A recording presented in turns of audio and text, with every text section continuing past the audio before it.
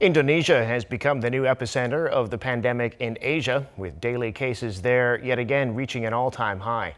Indonesia, too, is fighting the Delta variant. There are some 22,000 South Koreans living in Indonesia, hundreds of whom have been infected, and there's a shortage of hospital beds. Choi Min-jung reports.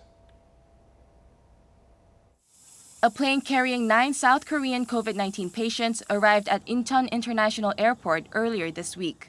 These patients are from Indonesia, the worst-hit country in Southeast Asia.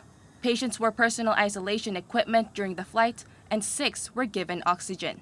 Personally, it's extremely scary how before all of these COVID victims and patients are only seen through the screen. However, now it's actually happening around me, and my friends and acquaintances are getting the virus, and some of them were unfortunate. As of Wednesday, 260 Korean nationals have contracted the virus in Indonesia. The Korean Association in Indonesia says the actual number of Koreans infected is double or even triple the current number when including those unreported cases. There have been 14 Korean deaths so far, with the majority reported since Indonesia's daily tally began to skyrocket in June. People need to be hospitalized and receive treatment when symptoms worsen from being mild to severe, but they can't. The fundamental problem is that there is an overwhelming shortage of wards, doctors, and nurses in hospitals.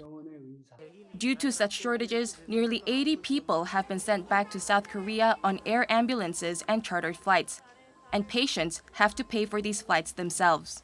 People pay more than $100,000 for an air ambulance, and for chartered flights, over $17,000 per person.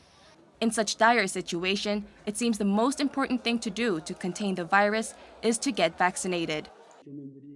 There are cases where Korean residents go to stand in line from 5 a.m. to get shots, and there are others who are cut off from the line and asked to come back at dawn the next day.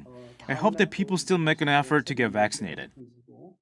Indonesia is currently seeing some of the highest numbers of new cases of COVID-19 in the world. It confirmed a record 54,000 cases on Wednesday, bringing its total number of cases to nearly 2.7 million. Choi Min-jung, Arirang News.